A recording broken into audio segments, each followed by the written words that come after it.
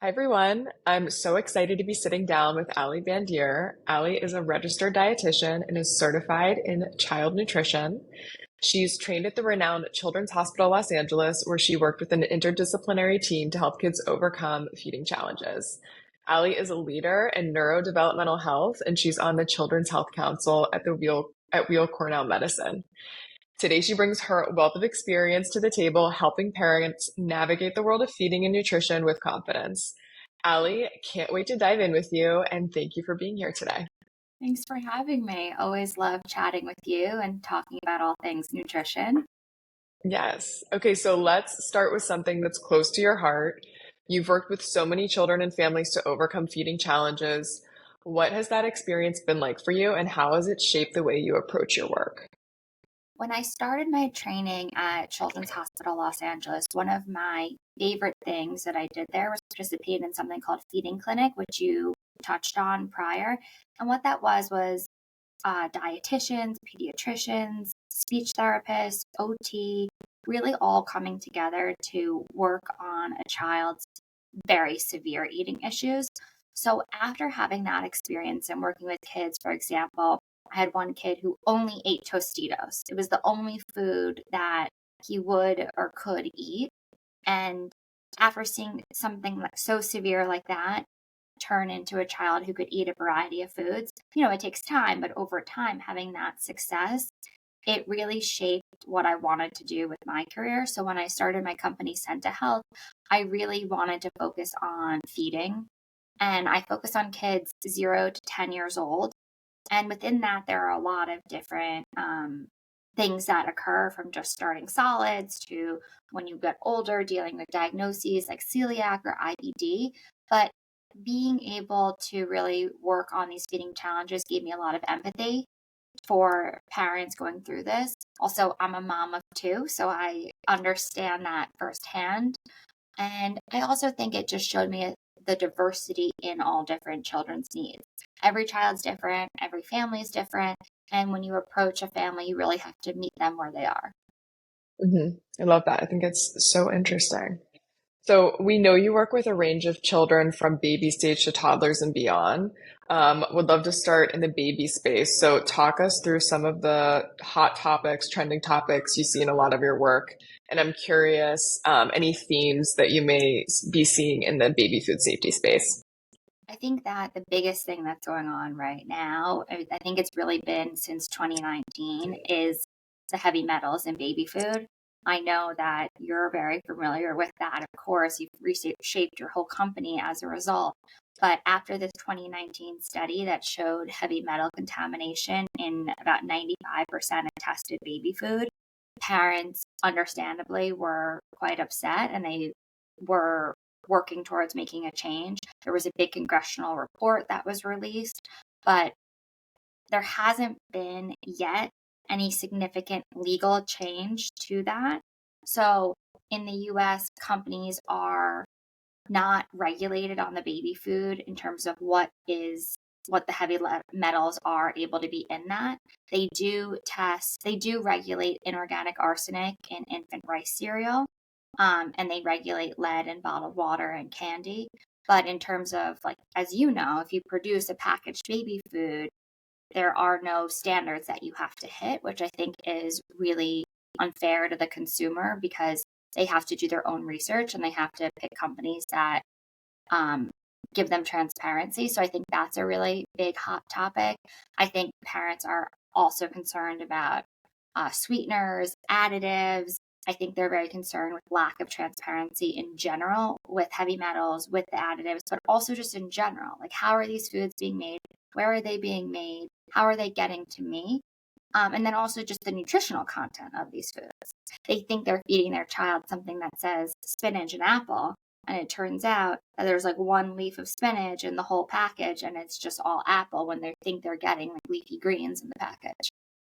Mhm. Yeah, I think you make a lot of interesting points. And as you said, we completely reshaped Little Spoon to answer a lot of these questions that these same questions that we were getting around heavy metals, where's the food coming from? And so we really, made an effort to set our own internal standards that we put out there for the public to see, as well as, have a whole host of information around where we're sourcing our ingredients from and how we make our food and our, standards when it comes to making our food.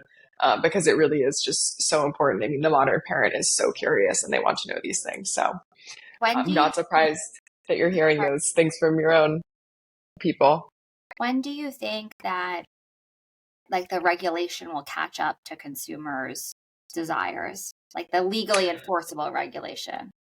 Yeah, I mean, I think it's just really slow. I honestly don't know the answer to that question. I mean, we hear various things from different parties. I think the FDA, is working. Like they established action levels, but there's no like legally set limit yet. I do think maybe we will see them establish a legally set limit perhaps around lead or arsenic, but not around all four heavy metals.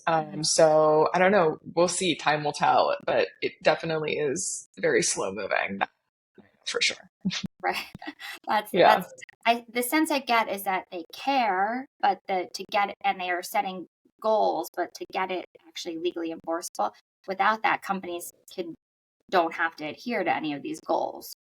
Yeah, that's right. They don't have to adhere to any of these goals. But it's also just, it's difficult because it's this larger environmental issue too, right? I mean, these heavy metals are making our way into our food system Right. from, toxic runoff and poor quality water and wastewater and all these Exactly. other elements that are making their way into their food. So I really think it starts with the environment and farming. And so it's really just, a challenge. It's not as simple as setting a limit Right. for fruits and vegetables and heavy metal limits in food. It really is this larger systemic Right. issue, Because if a which, company is sourcing and the raw ingredients are already contaminated from contaminated soil, it's it's a whole systemic thing. Like, how do you make the soil not contaminated so the raw ingredients aren't have don't have high levels to begin with? yeah, absolutely. Okay, so I want to talk about toddlers and big kids, and Mm. picky eating. So many parents out there are dealing with picky eaters or kids who flat out won't eat, like the example that you gave earlier of your own child with Tostitos. That So wasn't my what, child. That was oh, at the okay. I was at the hospital. Okay, that was at the hospital. Okay, wait, That was yeah, yeah, severe we'll hospital. edit it. Oh, We'll edit it. Let me start over. Okay. no, sure. Okay. So, okay, I want to talk about toddlers and big kids.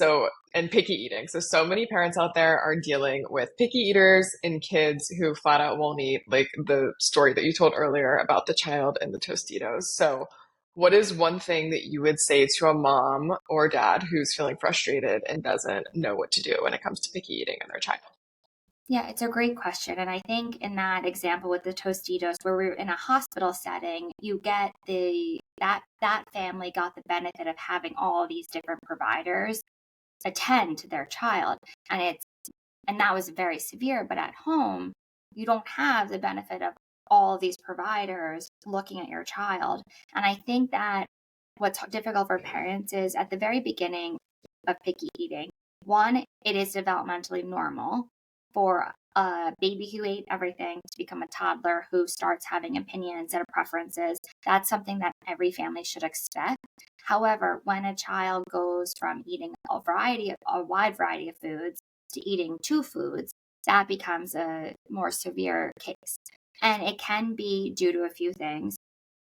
If there are no underlying medical issues, and what I mean medical, it's are there sensory issues? Does your child have adverse sensory reactions? Does your child have a motor issue in their mouth? Do they have a strength issue? Is it really difficult for them to chew hard items like a piece of steak?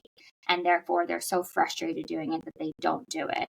Do they have extra sensitivity in their mouth where certain temperatures are very hard for them to handle?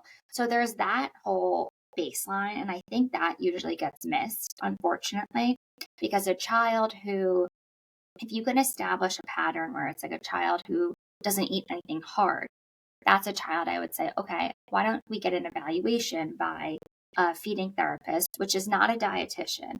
Feeding therapists are speech pathologists or occupational therapists who have a specialty in feeding. So they would evaluate a child's mouth I think that often gets overlooked because there might be a stigma associated with it. Oh, my child's fine, like there's nothing wrong. And I totally understand that. But if your child, I heard this from Judy Delaware, who does this work, who I love, and she said, if your child needed glasses, you would get them glasses and there would be nothing wrong with that. I think it's a very, very similar thing. So if you are able to rule that out or get your child the attention they need for any sort of underlying issue, then it becomes down to behavioral issues, behavioral reasons why a child might be picky eating. And that's the work that I do.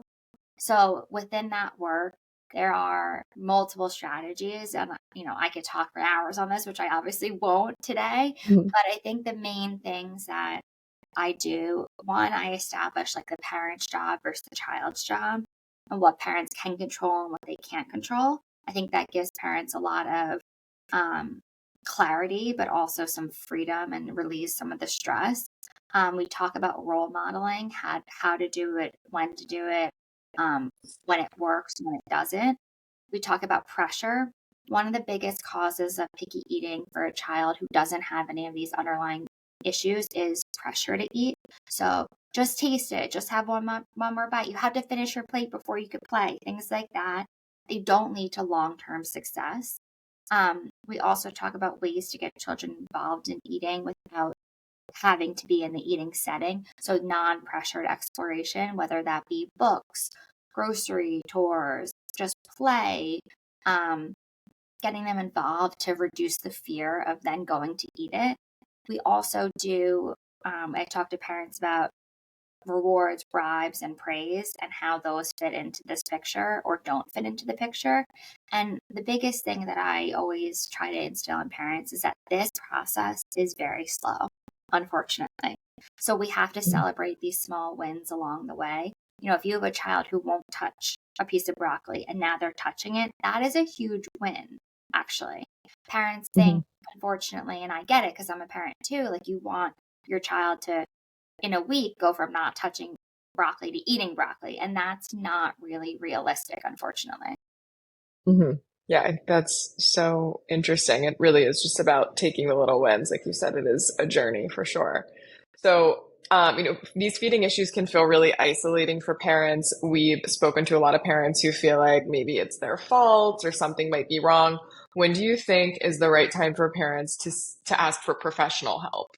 If they I think that what you said is like parents always think it's their fault. And like I said earlier, it is developmentally normal to go into this phase. No matter what you do before, your child will um, try to exert their independence. That's what they're supposed to do in these toddler years after they're, like a baby who's eating a lot of things and then they go to become more and more selective. So that part is like a normal pattern. But I think that when the selectivity becomes so much that the diet is lacking in vitamins and nutrients and they're not meeting their like nutritional needs, or if weight becomes an issue, before weight becomes an issue, it's important to talk to your pediatrician. You could talk to a dietitian. If you suspect your child has any of those things I spoke about before, it's worth getting a in-person evaluation. It takes an hour and they either rule out things or they say, hey, if you do these exercises, your child will have, for example, more strength in their mouth. They'll be able to eat a harder piece of steak that is right now so frustrating that they won't even attempt it. So I think that there's always a place to talk to your doctor about it. Unfortunately, access becomes the problem. Not everybody has access to these things, but if you're a parent at home, all the things I talked about are free and you could do them yourself. And those behavioral things, they do really make a difference. And so, sticking with the same topic of picky eating and choosing meals for your kids, nutrition plays such a huge role in a child's development, both physically and mentally. So, from your experience, what are the key things parents should focus on when choosing meals for their kids, particularly if their child is a picky eater? It's tough because when you're a picky eater, like the amount of foods your child eats goes usually diminishes. So I really stress parents to try to get as much variety as is possible. We do want to focus on protein. We want kids to be having this protein, whether it's animal protein or plant protein. We do want to ensure that they have a variety of different types of fruit and vegetables because, as I'm sure everyone's heard, the different colors indicate different types of nutrients that these foods have. So the more that you could be eating a variety, the more nutrition that you'll get. I do like to prioritize whole ingredients. So getting foods that are not processed. So eating actual foods, whatever those might be, Hmm. versus, things like cheese puffs, which are fine sometimes, but not, as your main part of your diet. I would say that if your diet is limited, it is worth talking to your doctor about a multivitamin. So at least you have this insurance policy that if you're not able to get your nutrients from all these different food sources, at least you have this baseline that you know your child's getting. And those come in like very healthy varieties without sugar. And for kids who will only eat the gummies that have sugar, those work too, because at least they're getting that baseline.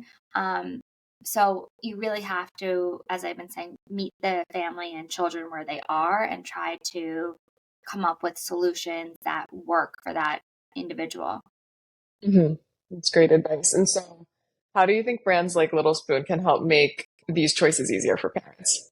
Well, I think brands like Little Spoon, one, create a lot of convenience for parents. It's extremely hard to make three meals a day that use whole ingredients. So just the fact that they're getting meals to them and they don't have to prepare them is incredibly helpful. I also think that having transparency with what you're providing is important. Parents want to know that they're giving their children things that are low in heavy metals, low in chemicals, low in antibiotics, low in growth hormones, things like that, low in sugar. I think that the more that Little Spoon and other companies can share these results and information with consumers, because all these consumers are parents and parents Hmm. want the best for their kids. So, as much as they can learn and feel the trust with the brand is extremely important. Brands that erode parent trust, it's really hard to get that trust back, Hmm. as I'm Yep. sure you see all the time in the market. Yeah, of course, of course. And I mean, we're a direct to consumer company, so we really have that one-to-one direct relationship with our customers. Like they're coming to littlespoon.com, they're buying our, food from our website from us directly. So if they have a question, or they have a comment, like we're hearing directly from them, and we know we're just inundated with questions about, making the right choices and transparency and the quality behind all of our foods. And so we know all of these questions that come along with feeding a child, and we really try to prioritize giving parents as much information as we possibly can about our products because we know how hard and stressful some of these decisions can be whenever it comes to feeding kids, especially picky eaters, which can be extra difficult. Do you find that parents are asking the same sort of questions? Like, is there a most popular question, or are they sort of all over the board? I think I would say all over the board. I feel like heavy metals, toxins, contaminants, I mean, that's always really popular, especially like every now and then there will be a news cycle where it's bubbling up in the news. There will be a consumer report that, tests a bunch of grocery store baby food. And then we have a lot of people coming to us asking a bunch of questions about that because they've read about it in the news. Picky eating is definitely a very popular one, especially, as kids get older and into that toddler age. So we field a lot of questions around picky eating. But I think, the tips that you've offered here today are great for those parents that are picky eating. Okay, so I want to talk about a little more about like food contaminants, allergens, portions, nutrition. So these are all topics that can really overwhelm parents. How would you recommend that parents approach anxieties and concerns and just this constant stream of questions? Because I feel like parents are constantly questioning themselves, asking if the choice they're making is the right one. That's so tough, and as a parent, I completely understand that sentiment. I think the best that we could do as parents is take the time to do the research on whatever it is. So if you're concerned about heavy metals, take the time to understand a little bit about it. And then if you're buying food from a company like Little Spoon, email the company, ask them questions. If you're preparing food yourself, there could be heavy metals in homemade prepared food too, because as we talked about, the raw ingredients contain heavy metals. So if you're able to, go to a farmer's market and talk to the farmer about the practices that are going on at their farm, things like that can be helpful. Gives you a little bit of peace of mind, but don't do these things if they're going to make you extra anxious, right? Like you have to know yourself. Like some people do well with information and they do well knowing that they are making informed decisions. But if you know that this information is going to make you spiral and going to keep you up at night and you're going to be exhausted, that might not be the right strategy for, you as a person. Even for picky eating, like do the research yourself. If that makes you feel better, try the strategies, talk to your pediatrician. If you need extra support and you can get extra support, get that extra support. Reach out to people like me and other people in the field that are helping. Unfortunately, like I think as parents, it's this, you always want to do the best for your kids. So it's this ongoing balance that you have to find between feeling like you're doing enough but not stressing yourself out that it's like overtaking your life, because what good is that, Hmm. Yeah, absolutely. Okay, so you've been a longtime advocate for evidence-based nutrition. Can you break down what that really means for parents who might not be familiar with that term and why it's so important when it comes to choosing foods for their kids? So evidence-based means things that are grounded in scientific research. So somebody can make a claim and they could say, I'm going to make something up, like the sky is red. Somebody could say Hmm. the sky is red, and that, the sky is not red during the day. And there, I'm sure, is like, there's evidence because you're seeing it, and there's also evidence that the scientific evidence that the sky is a certain color. So when somebody's making a health claim, it could be confusing online because you could say anything you want, and Hmm. it's you don't have to present your research online. When you're in a hospital setting, when you're in an academic setting, if you're going to make a claim, if you're going to say, something is associated with something else, you have to present the research. For example, like smoking and um, like lung disease, smoking and cancer, like that connection has been established with lots of scientific research. But so you have to prove that. So unfortunately, like in the Instagram era, there's a lot of information which can be good, but it's not always backed with actual scientific research. So what I would say is if you see a claim and you want to know if it's true or not, you can ask the person who said it, like nicely. You don't have to attack them, Hmm. but like ask them, hey, do you have any sort of scientific research that's backing up this claim? Like if you do, I'd love to read it. I'd love to look into it. Also, if there are people online that you trust that have certain credentials who are used to working in evidence-based um, places like academia or hospital settings, or they have been trained for many years in doing scientific research, what they're claiming is probably based in evidence. Again, you could always ask. For example, your pediatrician, who is a medical doctor, what they're telling you should be based in this scientific evidence. So um, again, it's one of those situations where it's really helpful to advocate for yourself and to Hmm. ask these questions, because there's a lot of information out there and it can become very confusing. Um, so another thing, another thing on your to-do list, but yes, it's helpful to make sure that what you're following actually has some credentials behind it.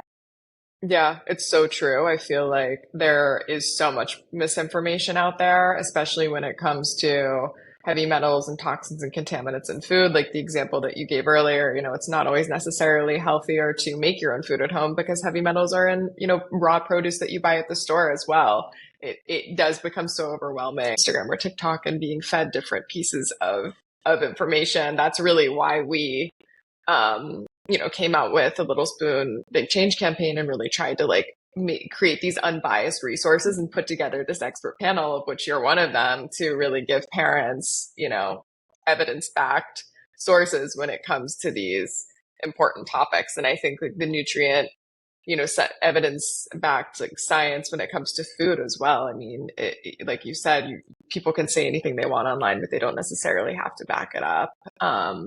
It's tough out there to really like cut through the noise and Yeah. make decisions and understand what's true and what's not.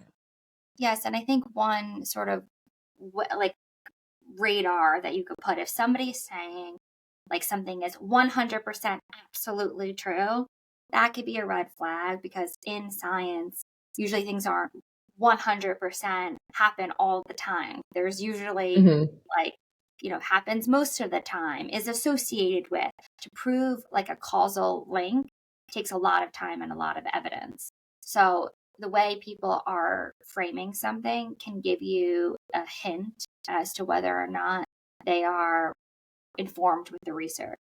Like if I say something can be beneficial, I say it can be beneficial or it may be beneficial. I'm not going to say it's going to cure XYZ unless there's a ton, unless that's established already, which takes, like I said, a very long time. Yep, absolutely. Well, Ali, thank you so much for being here today. I know so many parents are going to be reassured and feel more confident after hearing your advice, especially when it comes to picky eating.